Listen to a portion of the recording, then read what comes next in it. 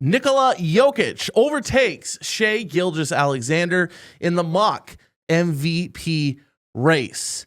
We also will be discussing the Warriors. Are they for real and are they back? All that today and more on the 3 in the Paint podcast. 3 in the paint, 3 in the paint, 3 in the paint. 3 in the paint, 3 in the paint, 3 in the paint. 3 in the paint, 3 in the paint, 3 in the paint. Better watch how you play, boy. There's 3 up in the paint. Welcome back to the 3 in the Paint podcast. Jeremiah Solomon and Mark Haynes back in the driver's seat tonight. No Leo Bias. Rumors say he tripped and fell off a cliff in northern Arizona and is no longer with us. We don't know. We don't know what happened. He might be Leo. stuck in an avalanche. I seen snow, and I think the kettle dog was out there and everything. The kettle dog? The cattle dog, bro. We got good news this week. What's the good news? Our camera's working. No, that's I'm right. back. Yes. Ladies and gentlemen, and I have a haircut just for you guys. Yeah, I mean, it was a tough scene last week. Courtesy of 6818 Barbershop. 6818 Barbershop doesn't hold a candle to Redwood Barbershop in Folsom, where I get this cut. I mean, this is terrible, right? It doesn't look great, but We both look great. I wonder if our barbers have beefs. Ooh. Then we had to have them on the show and then be That like, would, that would actually be a great pod. the No Jumper podcast where they just sit there and act like they go fight and stuff. And then My barber will fight. That'd He be really a great would. show. My barber too cool. He probably talk him into like, let's go hang out, do something fun. I just talk tax evasion and things like that with my barber. So my barber, he's plugged into the tax evasion scheme. Yeah, exactly. No, that's just a joke for the IRS who may or may not be listening. But we're going to talk about Shai Gilgeous-Alexander and the Nikola Jokic That's what I'm talking about. MVP race. And let's just go off. Obviously box scores don't tell the whole story. Yeah. Well, let's just go quickly through their stats. So Jokic is average, and we're going to round up. So For those of you who don't know, if it's 5 or above, you round up. So if there's a 0.5 and anything in these stats are above, we're going to round up. I was asleep during that time of the class. So same. Thank you for clearing that up. Yeah, no problems, Mark. So Nikola Jokic is averaging 29 points, 13 rebounds, and 10 assists a game, which is absolutely insane. He's averaging a triple-double. I see what you did here. I see what you did. No, what are you talking about? No, all the stats, even if I don't round up. I see what you did. Look right here, America. Even if I don't round up, he's 29, 12.8. Okay, fine. 29.1, 12.8, and 10.3. I like it. He's averaging a triple-double, rounding up or not. So Mark Haynes can just, Meanwhile, obviously, we know who your MVP candidate is. Yeah, clearly. And then Shai Gilgeous-Alexander is averaging 33 points, 5 rebounds, and 6 assists. So, I mean, kind of pales in comparison if we're being honest. Geez, I mean, he's averaging 4 more points-ish than Jokic, but come on. We're rounding up. It's 4 more points. It's actually less. It's 3.9 if we didn't round up. I'm giving your boy. We're rounding up. 4 more points. So how many spaces in the standings are we rounding up? Yeah, and so that's the other thing, right? Like that. MVP, the way that the MVP is handed out, it's been a clown show for a while. So we're taking into account, team records and narratives and all this just BS, right? So in the spirit of that, the Denver Nuggets, as of this recording, are 44-25. They sit firmly entrenched in the 3rd position in the Western Conference, and they are 12.5 games behind the Oklahoma City Thunder, who are 56-12 and sit atop of the West. So 12.5. Yeah, so 12 games. I mean, big difference in the standings. But I'm just gonna get right to it. I understand the writers and, the people who vote on this. Ooh, go at your colleagues. Yeah, I mean, in a sense, I mean, I don't have a vote, but, we're all journalists and writers here on the pod, at this point, because it's just you and I. That's not a shot at Leo. I'm just saying, even if Leo were here, he would also be in that group of journalists covering. We all cover the Sacramento Kings. My tongue with this coffee. We cover the Sacramento Kings on a beat. But look, he's obviously won a bunch, right? And the writers, they have this thing where they just don't want to give it to a guy. This would be his 4th, right? Yeah. This would be his 4th MVP. And so I understand that, but we just read through the stats. he's averaging 29, 13, and 10. Mm-hmm.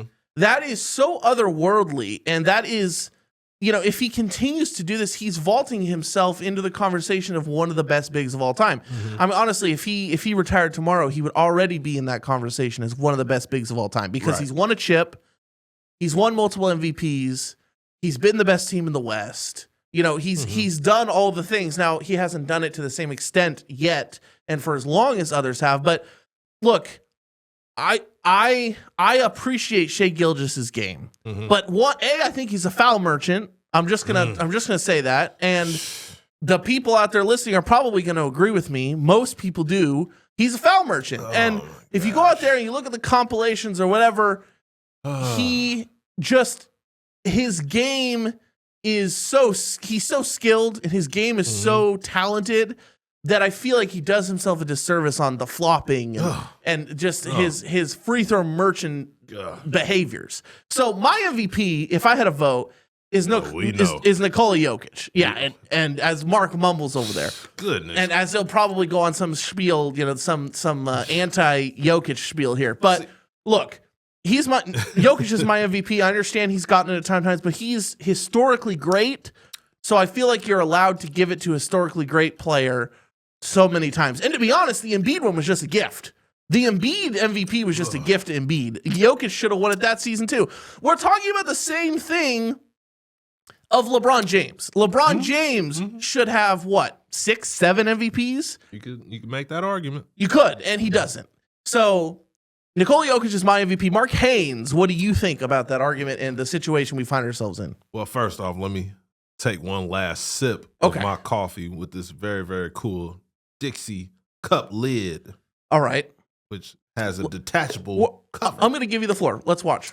But you want to see? All right, here we go. You want to make this is very, very hot, ladies and gentlemen. Don't try this at home. But anyways, full. Unlike you. Also, real quick. Oh, okay. So I don't have to interrupt you mid conversation. Did you intentionally wear? It looks like you look like the Mexican flag. Like we got the red here on the light, we got the green, we got the white shorts. Did you intentionally look like the Mexican flag? We've got the green plant behind you.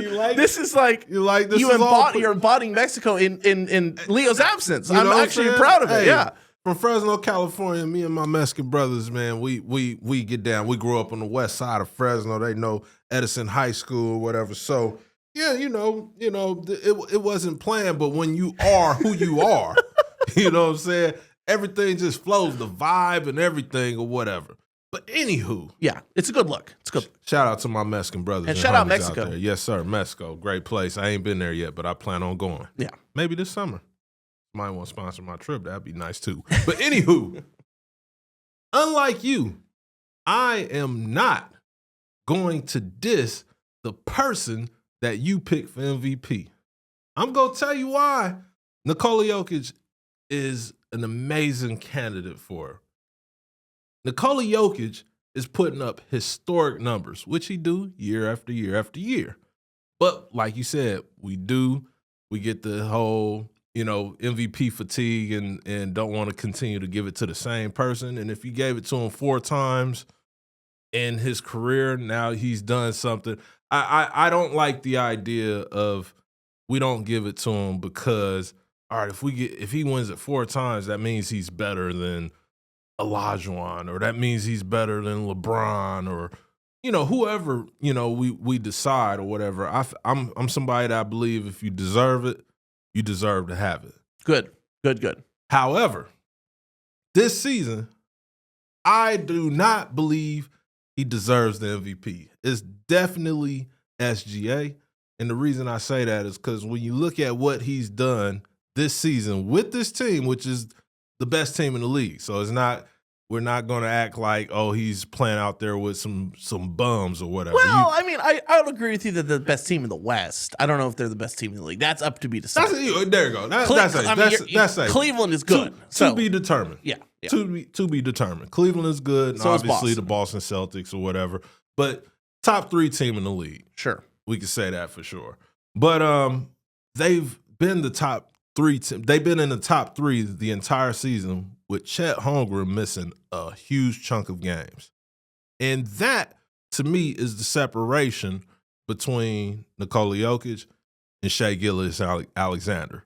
With the way he's been able to dominate regardless of who's out on the floor with him right now, I don't know if Jalen Williams is back right now, but he's out. They're not missing a beat, and it's all because of him. I don't know if I could say the same for the Joker this season. If one of the main cogs go down in Denver, it's going to be a problem. So you're telling me, is this what you're telling me? I don't want to put words in your mouth. Mm-hmm. You're telling me that if you remove Shai Gilgeous from the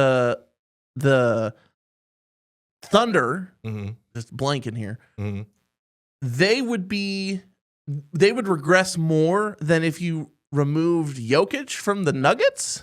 Is that your argument? No, I'm not saying that. It sounds like what you're saying. And I think that's a bunch of hogwash. I'm saying last year was last year, right? Sure. And in this season, we've got what we got from both guys this season. So, okay, that's fair. But the way I view the MVP and the way I think, look, if we just look at the vernacular, right?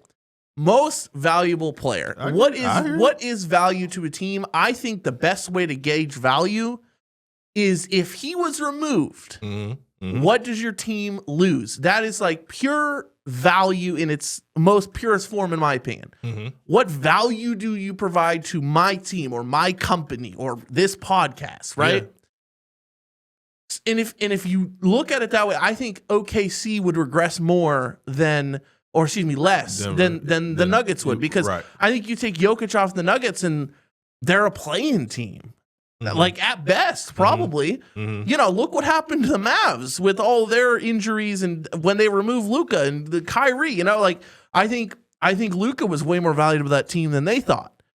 So that's great. That's a great point, because you think about that, about how valuable Luka was to Dallas. I don't know why I think Luka. I wanted to rhyme it with Duke. I don't know why. It's college NBA. Cooper Flag is in his head, ladies and gentlemen. Yeah, right. This somebody go be in that sweepstakes. But Cooper Flag and Duke they're gonna win the national title. Yeah, by the way. You know, man. Yeah, that's how it's gonna happen. Yeah, you know how we do. But it's gonna happen. Yeah, when we might celebrate that when it happens. But no, like I hear you. I understand or whatever. Like because that goes into the LeBron James, Michael Jordan, conversation or whatever. But as far as like, if you took him off the team, like we seen LeBron leave Cleveland, and Cleveland went to, being back in the lottery. When Jordan left, his team went to the Eastern Conference Finals or second round, whatever the case was. Exactly. That's why LeBron's the GOAT. I get it, but I know your stance on that one. But when it comes to Denver and OKC, we haven't seen that. So we can't even say, like, who knows to say if SGA leaves, what if OKC ends up back in the lottery? I don't believe that. I'm not going to say that. I don't believe they're that bad, but we haven't seen that. But and that's totally fair. From what we've seen this year, if the Joker won MVP, obviously, like, I can't hate it. Yeah. But I do think SGA deserves it this year. I think, being on top of the league with his team and, doing the crazy things he's been doing, I think he deserves it. And I totally disagree with the foul baiting thing. Oh, come on. Who does it? Joker don't flop? No, everyone flops. But you know who he's a merchant of the free. He's that. He is what's wrong with the NBA in terms of flopping. He's what's wrong with it. But you say that, right? He's what's wrong with it. Yeah. But meanwhile, if you take away free throws, period, if free throws don't exist, he averaged the most points in the NBA. Yeah, but it's like it's less than a point separation from But it's still Jokic. number one. It's still number one. I don't care though. It's like the same. It's like a rounding error. You can't blame it on the free throws. But it's like the same. And then Jokic is averaging 8 more rebounds and 6 more assists. He's 7 foot. He's supposed to. You know who you sound like right now? Devarian Javar or whatever that comedian is on Instagram. He's like everyone on every podcast. It's what it is, you know. You know what I'm saying? He's just a foul merchant. It is what it is. SGA, man. He go to the line 12 times a game. We gonna shut the world up, What SGA. do you want? We gonna get this MVP, man. Look, I'm not gonna. And you didn't give me any credit because the Joker don't flop. I never said that. That's what we gonna say. I never said that. Just hold on. Just like I never said I gave SGA's flowers during my. I said his game is so talented that I think the foul merchant aspect takes away from his greatness. See, that's what I like about you. You do an amazing job of complimenting somebody and dissing them at the same time. You know what they call that? It happened in the media room yesterday to my guy Matt George, and I'm apologizing on air on his behalf. That's tough. He's not like he just like we're eating dinner. We're eating dinner, and out of nowhere, he's like, "Yeah, you know, it's some people with bad hairlines like Matt George." And it's like, what? He's right. He's at the table with us. It's like, what are we doing here? But, no, it was a tough scene. Can I defend myself? Look, it's a hand up. It's a hand up. Hand up accountability. Look, I'm putting a hand up. I'm doing two hands actually. This is 2-hand accountability right here. I will say, yes, it was a total stray. It was totally out of pocket. Gary Gerald, or the G-Man the G-Man literally was shook. We were all having dinner together, and he was just shook that I would say such preposterous things. But I'm just going to defend myself for a second. I was saying there was a reporter in Scottsdale when I was at Giants camp who literally sprayed on his hairline with like the Just for Men spray stuff, and I was trying to describe what his hairline would look like. Without the spray, without the spray, and that's how Matt George came in. I apologize to Matt. It was a total stray. Look, it's open season on me now at Kings Media. Like all of the defects with my appearance, you can go full on, just scorched earth with that, and the opportunities that await. But yeah, it was a total stray. You're right. It's Matt George yesterday. Hand up. SGA today. Hand up accountability. I'm taking full accountability and ownership. Hand for up. SGA too. No, I didn't do anything to SGA. I didn't give any strays to SGA. He took 12 free throws a game, and he's like jumping into defenders right and left. It's just it's James Harden on steroids, and everyone called James Harden a foul merchant, rightfully so. So we're not going to act like it doesn't exist now, but we're going to quickly pivot to another topic here.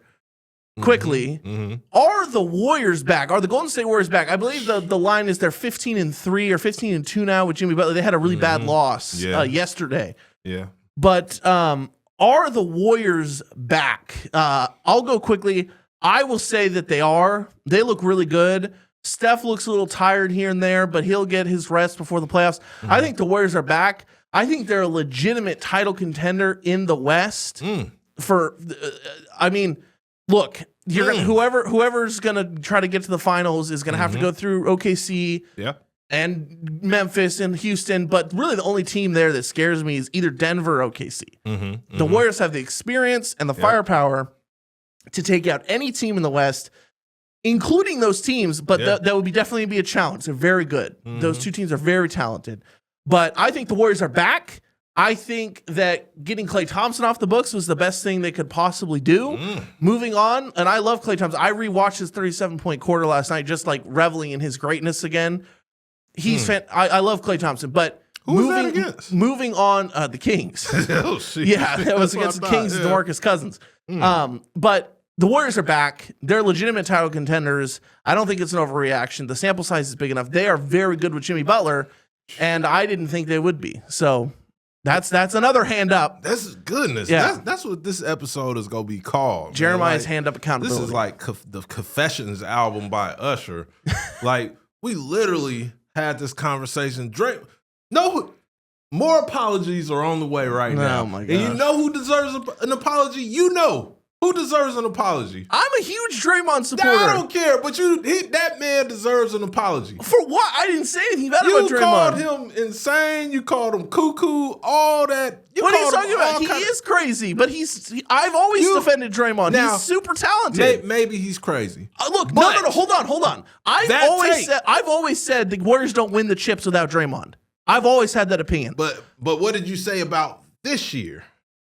I don't remember what you're talking about. All I know is it was blasphemy. Oh, no. All I know is you and Leo Biaz. No, Leo's a Draymond hater. That's for sure. Maybe so, but Absolutely. you joined him that day. No, you joined him. You called him delusional because he said we're winning now the I know what chip. you're talking about. Yes, there we he go. was delusional. There we go. The Warriors were delusional prior to the Jimmy pickup.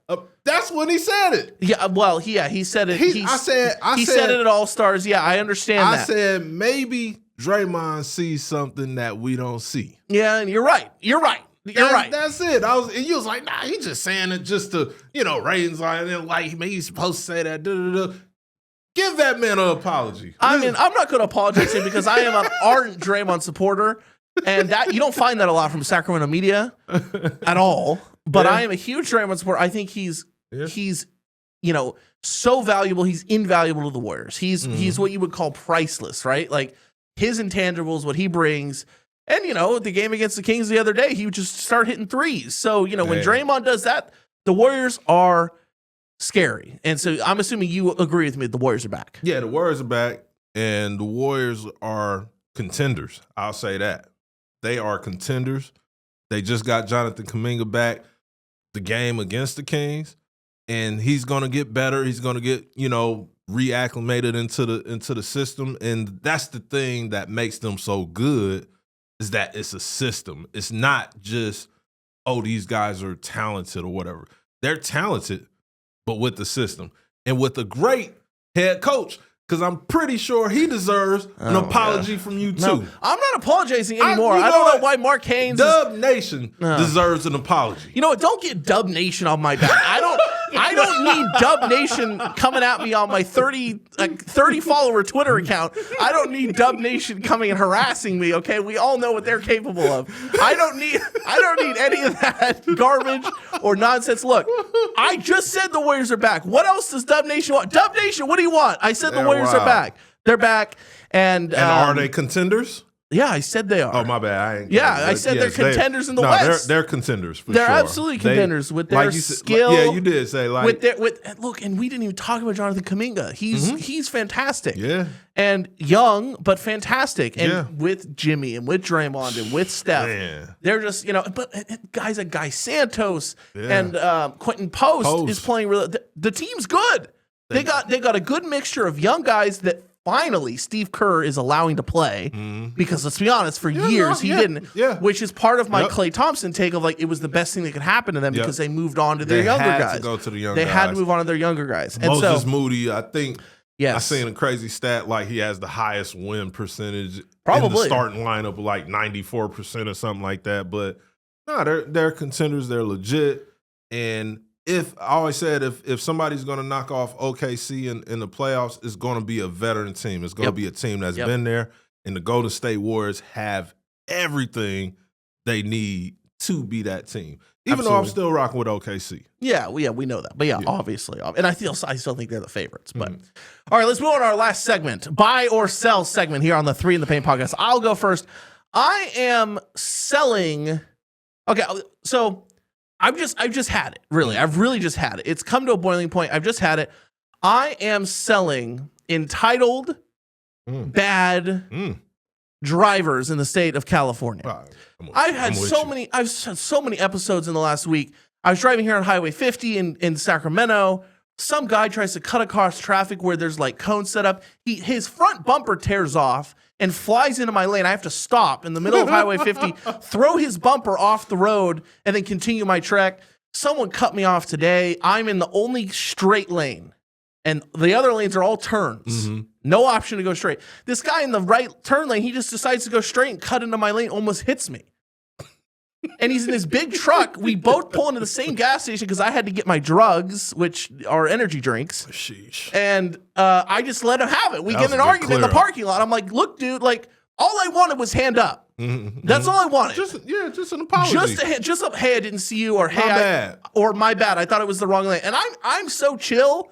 I'll literally be like, no problem, dude. Sorry I honked at you. Yeah. But when you come out of your stupid truck and you're 5'5", and you have the audacity to tell me, why are you laying on the horn? And he's like some 23-year-old kid. I'm like, man, So I just let him have it. His girlfriend resides. I just let him have it, and he backed down at some point. He didn't want to smoke, and I'm like, I'm selling entitled California drivers. They are just awful. They are awful, and I'm selling them.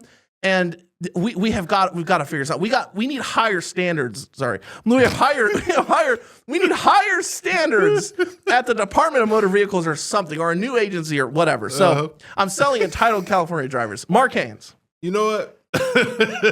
I'm selling, even though, and I'm not a person that takes their kids to the park all the time or whatever.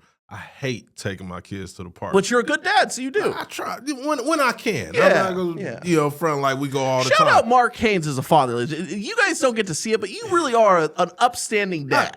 I appreciate it. I see you with your kids. Kids love you. You have good kids. I'm just shouting you out. And your wife as well. Good parents. Good parents. Thank you. Now, I'm also a dad that I hate taking my kids to the park. And I hate taking my kids to the park for the same reason LeBron was so pissed off at Stephen A. about talking about his kid. Now, kids don't talk about my kids. I got good-looking kids or whatever. But my kids are just so friendly. They don't want to fight. They don't want to hurt nobody. They at the park to have a good time. But then you always got this one kid who comes in and they want to snatch the shovel from one of the, my daughter who's 3 or whatever. She's 3. And I'm sitting there, and this is the reason I hate going to the park. I'm sitting there like, you know what? Where's your parent at? Where's your dad? And every time I look around, there's no other dads there. Yeah, it's a tough. mom. So now I can't fight no mom. Yeah. And then that would be a bad look. That's be a bad look. Yeah. Like, I'll be on TMZ or whatever, NBA reporter, attacks a mother and her child or whatever. Yeah. So I have to sit there and, I just got to give them looks. I got to give them looks like, are we get your kid, or I'm going to have to ask you, is the father in his life? Because we go have a problem. And that's what LeBron did with Bronny. Like, he was like, you know what? Like, yeah, I'm a player and everything like that, but this is still my son or That's whatever. fair. And I don't think it's ever going to go away, but I'm selling dads never being at the park. Because if it was some dads in the park in the lab, I've had kids for 10 years, not 10 years straight, like each year. My son is 10 years old, but for 10 years, I've been a dad. And if it was some dads at the park on some days, we would have had to do like my guy Kendrick Lamar and squabble up. So I'm selling the fact that dads don't take their kids to the park because they don't get to see me, and that's what I'm selling. That's totally fair. That's a great sell, honestly. I think our sells, our buyer sells are better without Leo. We've been cooking. We've been cooking. Cooking, just absolutely cooking. Shout out my boy Leo. Hopefully he's back soon on the pod. And King the Kettle Dog. Yeah. I saw King today. I was with Leo and he was yapping and he didn't try to bite you? He was behind a fence. If he wasn't behind a fence, he probably would have tried to bite me because I'm sure Leo got him trained to be like, that man, attack. Yeah, good dog. This has been the 3 in the Paint podcast. Jeremiah Solomon, Mark Haynes with you. Thank you for joining, and we will see you back here next time. Hit that subscribe and the like button. Send us to your friends, and join us for our next episode.